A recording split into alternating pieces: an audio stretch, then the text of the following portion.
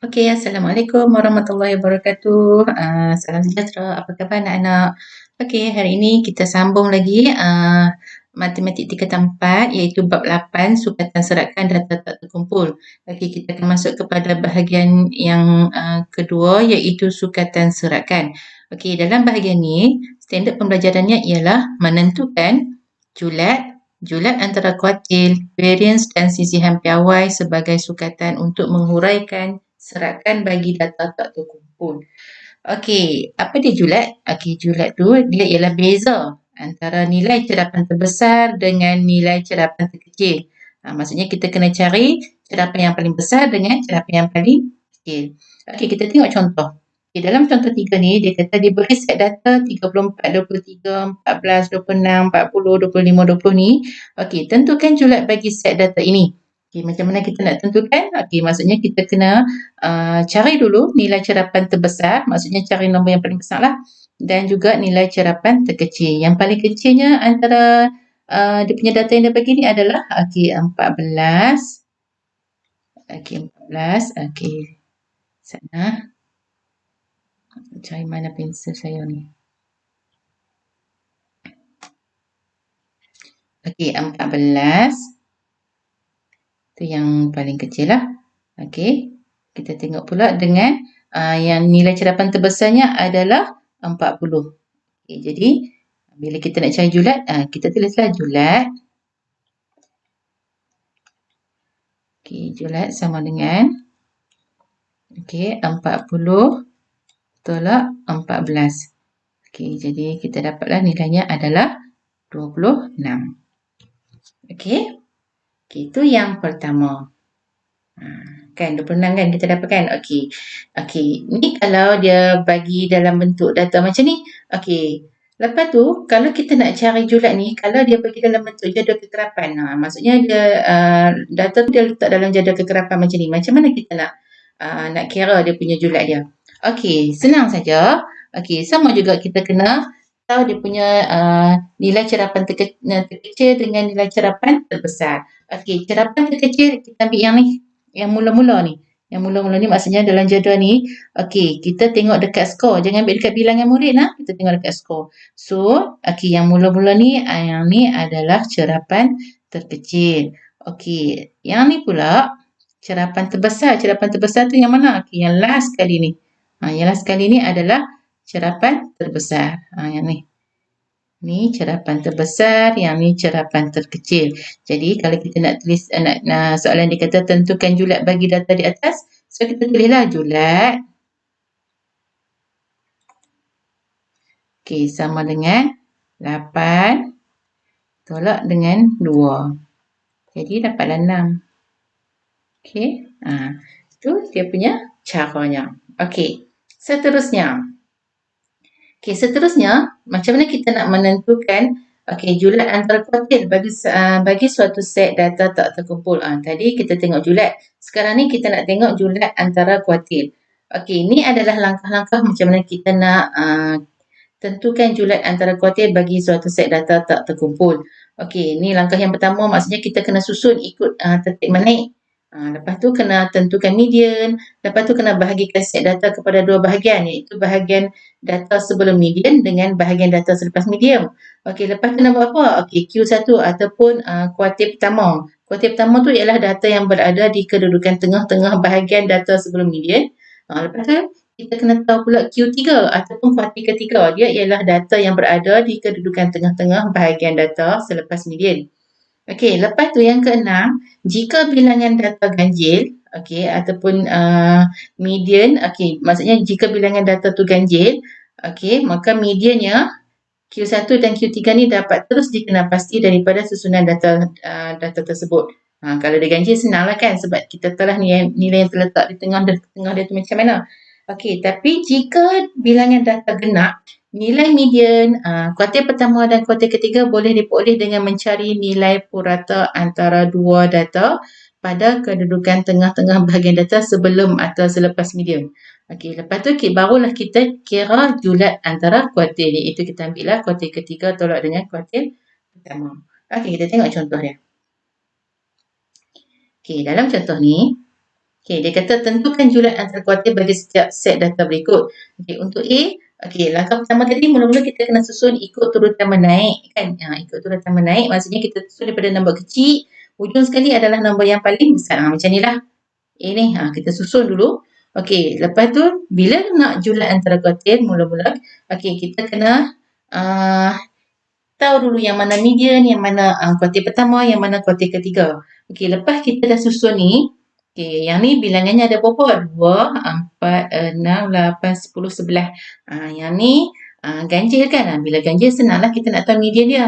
Maksudnya, okey, 11, maksudnya yang tengah-tengahnya adalah yang ke-6. Yang ke-6 ni adalah tengah-tengah dia. Iaitu yang ni kita panggilnya sebagai median. Okey, lepas tu kita kena bahagi dua. Kumpulan pertama sebelum ni, ni kumpulan pertama. Okey, yang ni kumpulan kedua selepas median. Okey, jadi kumpulan pertama sebelum median tu, okey, kita tengok pula nilai yang terletak di tengah-tengah dia. Maksudnya susunan tu tadi, yang terletak di tengahnya adalah nombor 6 kan. So, 6 ni adalah kuartil pertama. Ni 6 ni. 6 ni adalah kuartil pertama. Lepas tu kumpulan kedua tadi yang selepas median tu, kita tengok pula nilai yang terletak di tengah-tengahnya. Jadi yang nilai yang terletak tengah-tengahnya adalah 20 kan. So 20 ni adalah kuartil ketiga. Okey, jadi kita nak buat macam mana julat antara kuartil? Kita tulislah julat antara kuartil. Okey.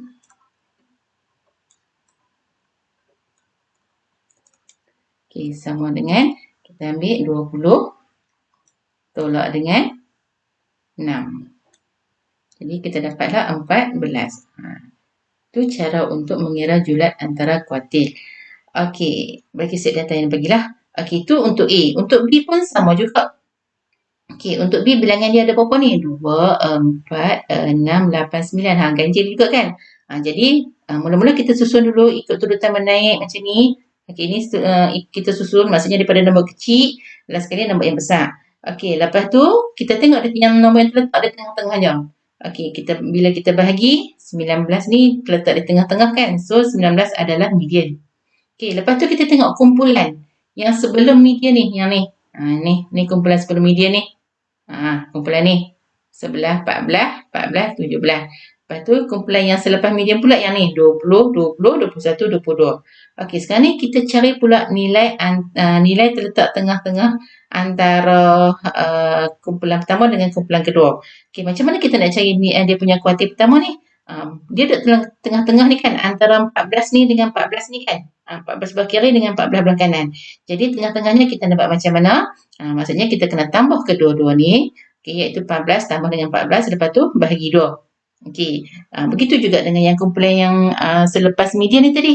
Kita nak cari kuartil yang ketiga kan. Maksudnya dia terletak tengah-tengah antara 20 dengan 21. Jadi kita kena jumlahkan dulu 20 dengan 21, kemudian dibahagi dengan 2. Jadi kita dapatlah macam ni. So julat antara kuartil dia macam ni lah. Maksudnya kita ambil yang kuartil ketiga ni. Kuartil ketiga tu, okey, julat antara kuartil. Okey, julat antara kuartil. Okey, sama dengan kuartil ketiga ni terletak tengah-tengah ni kan. Jadi maksudnya kita ambil 20 tambah dengan 21, okey, bahagi dengan 2. Tolak dengan yang kuartil pertama ni tadi, iaitu 14. Okey, tambah dengan 14. Okey, bahagi dengan 2. Okey, jadi kita dapatlah jawapannya sama dengan 6.5. Okey, itu cara untuk mengira julat antara kuartil bagi data tak terkumpul. Okey. Okey, boleh yang tu? Okey, contoh yang ketiga C. Okey, C dia punya bilangannya genap. Ada 2, 4, 6, 8. Okey, macam mana kita nak buat dia punya median dia? Okey, sama juga kita tengok yang nilai yang terletak di tengah-tengah ni lah. Okey, tengah-tengah ni antara 2.6 dengan 2.8 ni itu adalah median. Okey, sekarang ni kita nak kira julat antara kuartil. Maksudnya, okey, antara kuartil pertama dengan kuartil ketiga. Kuartil pertama, okey, dia terletak tengah antara 2.5 dengan 2.5 yang kedua ni. Jadi macam kita buat tadi lah. 2.5 tambah dengan 2.5 bahagi 2 kan untuk kuartil pertama. Kuartil ketiga pula dia terletak antara 2.9 dengan 3.0. Jadi kita ambil 2.9 tambah 3.0 bahagi 2. Okey, macam ni. Jadi kita dapatlah nilainya adalah 0.45. 5. Okey. Okey. Okey, kita tengok contoh yang ni pula.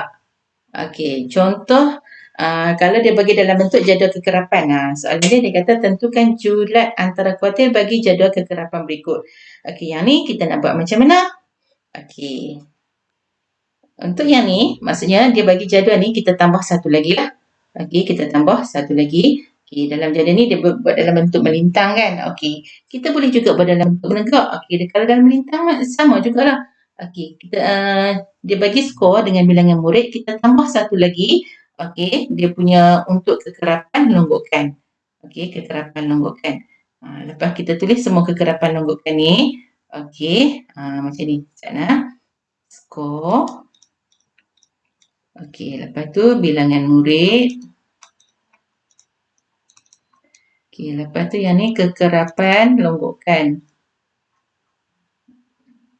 Okey, maksudnya kita buat jadual dalam bentuk menegak. Okey.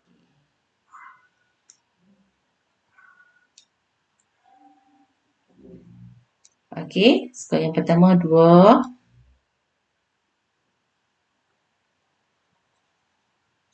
Okey, lepas tu 3. Okey, 4. Okey, lepas tu 5. Tambah lagi.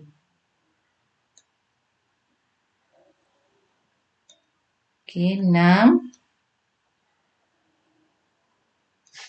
Okey, 7. Dan yang terakhir adalah 8. Okey. Okey. Kita nak buat jadual tu, kita nak buat menegak macam ni pun boleh juga. Okey, bilangan muridnya di sini 3. Okey, lepas tu 5, 6, 8, 12. Okey, 7 dengan 3. Okey, kekerapan longgokan ni, okey, kita tambahlah daripada nilai kekerapan kan. Okey, bermula dengan 3, lepas tu 3 tambah dengan 5, dapatlah 8. Okey, 8 tambah dengan 6, 14. Okey, 14 tambah dengan 8 dapat 22. Okey, 22 tambah dengan 12 dapatlah 34. 34 dapat 7 dapatlah 41. Dan 41 ni tambah dengan 3 dapatlah 44. Okey. Ni adalah kekerapan longgokan. Jadi jumlah kesemua kekerapan longgokannya adalah 44. Maksudnya jumlah kekerapannya adalah 44. Okey, lepas tu barulah kita kira. Okey, untuk mencari Q1 ataupun kuartil pertama. Kuartil pertama, okey, dia adalah 1/4 darab dengan jumlah kekerapan iaitu 44. Kita akan dapat 11. Okey, kita akan dapat 11.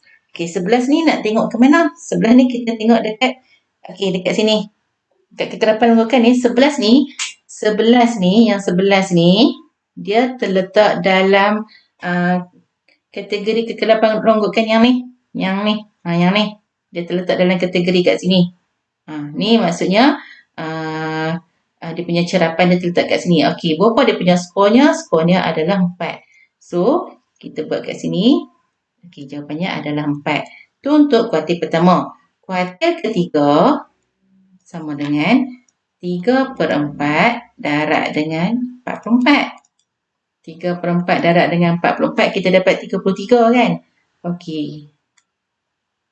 33. Okey, 33 tu dalam kategori yang mana? Ni, kategori yang ni. Dia duduk dalam kumpulan yang ni. Dekat kekerapan longgokan tu dekat kumpulan yang 34 ni. Maksudnya 30 start daripada yang ni start daripada 23, 24, 25, 26, 27, 28, 29, 30 sampai 34. Dia duduk dalam kategori ni. Iaitu skornya berapa? 6. Jadi jawapannya 6 lah. Okay, itu untuk kuartil ketiga. Lepas tu kalau kita nak cari julat antara kuartil, kita kena tolaklah kedua-duanya. Okay, maksudnya julat antara kuartil. Okay. Julat antara kuartil. Sama dengan 6 tolak dengan 4. Dapatlah nilainya adalah 2. Okey anak-anak? Boleh ya? Okey, itu adalah julat dan julat antara kuartil. Okey, yang seterusnya, okey, kita nak kira varian. Varian dengan sisihan piawai. Okey, katalah dia bagi data dia macam ni, 2, 4, 5, 5, 6. Soalan dia tentukan varian. Macam mana kita nak tentukan varian? Okey. Jadi mula-mula kalau nak tentukan varian, mula-mula kena cari mean dulu. Mean. Kalau nak cari mean, maksudnya kita kena jumlah ke semua ni dan bahagi dengan bilangannya. Maksudnya 2 tambah 4 tambah 5 tambah 5 tambah 6. Macam ni. Okay, lepas tu semua tu bahagi dengan 5. Sebab apa? Ada bilangannya ada 5 kan? 1, 2, 3, 4, 5. Okay, jadi kita dapatlah 4.4. Okay, itu adalah mean. Lepas kita dapat mean, barulah kita kira varian. Macam mana kira varian? Ada dua cara. Satu cara kita buat macam ni. Maksudnya setiap data yang dah bagi ni, setiap data yang dah bagi ni, 2, 4, 5, 5, 6 ni. Okay, setiap data tu kena tolak dengan apa mean yang kita kira tadi tu. Lepas tu kuasa 2 kan. Kita kuasa 2 kan dia punya hasil dia. Okay, campur ke semua sekali. Lepas tu baru kita bagi dengan bilangannya. Maksudnya yang ni dekat sini dah. Maksudnya kita buat macam ni. 2 ni kita tulis. Okay, 2 tolak dengan 4.4. Lepas tu kuasa 2. Ni 4.4 tu maksudnya kita tolak dengan mean. Okay, lepas tu tambah. Okay, ambil pula. Lepas 2, ambil 4 pula. 4 tolak dengan 4.4. Okay, kuasa 2. Okay, lepas tu tambah. Apa dia lagi? 5 pula kan? Macam tu lah. 5 tolak dengan 4.4. Kuasa 2. Okay, tambah 5 tolak dengan 4.4. Kuasa 2. Okay. Kita ke kanan sikit. Okay. Lepas tu last sekali. Barulah kita tambah yang last sekali dia punya data dia. Okay, 6. Jadi kita tulislah 6 tolak dengan 4.4. Lari dah. 4 pun macam nombor 6. Okay, kuasa 2. Okay, semua itu tadi semuanya kena jumlahkan semua, lepas tu baru bahagi dengan 5. Sebab apa bahagi 5? Sebab bilangannya ada 5 kan. Dia punya ni ada 5 ni. 1, 2, 3, 4, 5. Lepas tu kena bagi 5. Jadi kita kira kita dapatlah jawapannya ialah 1.84. Dapatlah 1.84. Itu cara yang pertama. Ataupun cara yang kedua. Cara yang kedua macam ni. Okay, cara yang kedua kita buat macam ni. Maksudnya, okay, kita tulis dia punya varian. Okay, ataupun simbolnya, ni simbol variance. Okay, sama dengan, okay, tadi kita tolak kan ya. Yang ni kita tak tolak lagi. Kita kuasa 2 dulu setiap dia punya data tu. Maksudnya 2 kuasa 2 tambah 4 kuasa 2 tambah 5 kuasa 2. Okay, lepas tu tambah 5 kuasa 2. Lepas tu tambah 6. Okay, lepas tu semuanya kita kena bahagi dengan 5. Okay, lepas tu barulah kita kena tolak dengan 6 kuasa 2. Okay, tolak dengan mean tadi ni. 4.4 kuasa 2. Sama juga kita dapat jawapannya adalah 1.84. Okay, tu cara nak cari varian. Okay, kalau nak cari sisihan piawai pula. Okay, bila varian dah dapat, sisihan piawai tu kita punca kuasa 2 sajalah. Okay, maksudnya ni varian. Kalau nak cari sisihan piawai,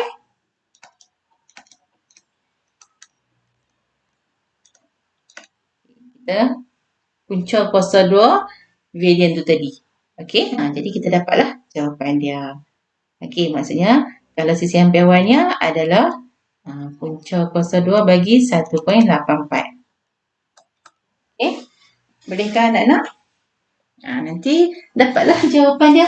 Punca kuasa 2 bagi 1.84. Punca kuasa 2 bagi 1.84. Okay, anak-anak akan dapat jawapannya sama dengan punca kuasa 2 1.84. 1.36. Jadi dapatlah jawapan dia. Okay, maksudnya Daripada variance tu tadi kita terus boleh cari dia punya sisihan piawai. Nanti nak kira lah jawapannya berapa. Okey. Okey. Contoh yang kedua pun sama juga macam tu. Okey, jadi mula-mula cari dulu min.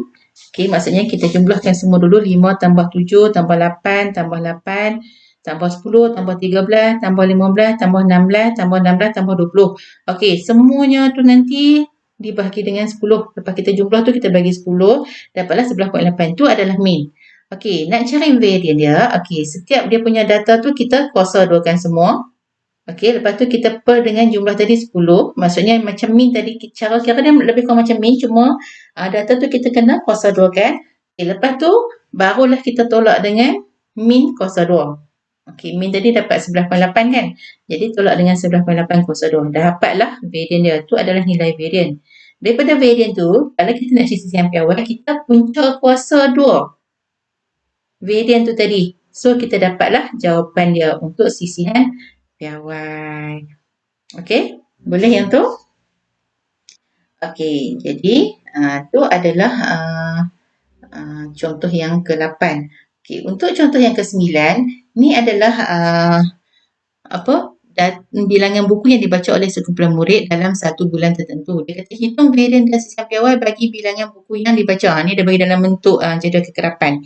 Kalau tadi ni dia bagi dalam data saja kan. Yang ni dalam bentuk jadual kekerapan. Kita nak buat macam mana? Okay, kita nak cari min. Min kalau kita nak cari, kalau tadi min kita campur semua tu bagi bilangan dia kan. Tapi kalau dalam bentuk jadual kekerapan ni, okay, kita kena darab dulu setiap bilangan buku dengan bilangan murid ni. Yang ni darab. Kosong darab 3, lepas tu tambah 1 darab 5, lepas tu tambah 2 darab 8, lepas tu tambah 3 darab 2, lepas tu tambah dengan 2 darab 4, tambah 4 darab 2. Okey, lepas tu semua hak kita darab tu tadi, semuanya kena bahagi dengan ni. Bilangan murid ni ada berapa? Maksudnya 3 tambah 5 tambah 8 tambah 2 tambah 2. Macam ni. Kita tulis dia macam ni. Okey, lepas tu barulah kita kira dapatlah nilainya 1.75. Tu nilai min. Okey, lepas kira min, kita cari pula untuk varian. Okey, varian. Okey, varian. Okey, ada dua cara. Dua cara dekat sini dia tunjuk. Okey, kita boleh pilihlah nak guna cara yang mana. Anak-anak boleh pilihlah nak guna cara macam mana. Dia lebih kurang macam tadi juga.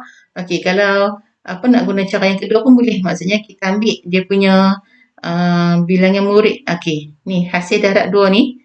Kekerapan bilangan murid dengan bilangan buku ni darab. Okey, lepas tu kuasa 2 macam tadilah.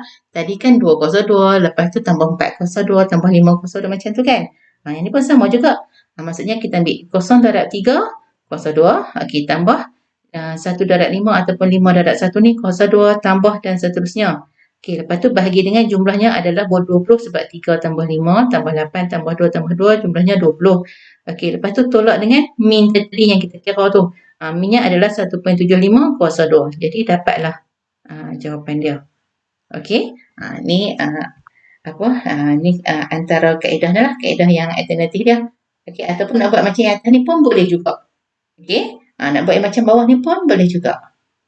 Okey. Boleh anak-anak? Okey. Tu adalah cara untuk mengira sisihan piawai. Okey, tu saja penerangan teacher untuk topik hari ini. Okey, ini adalah contoh, ni adalah soalan latihan untuk topik yang kita belajar hari ini ni. Okey, ada 1, 2, 3 dan 4.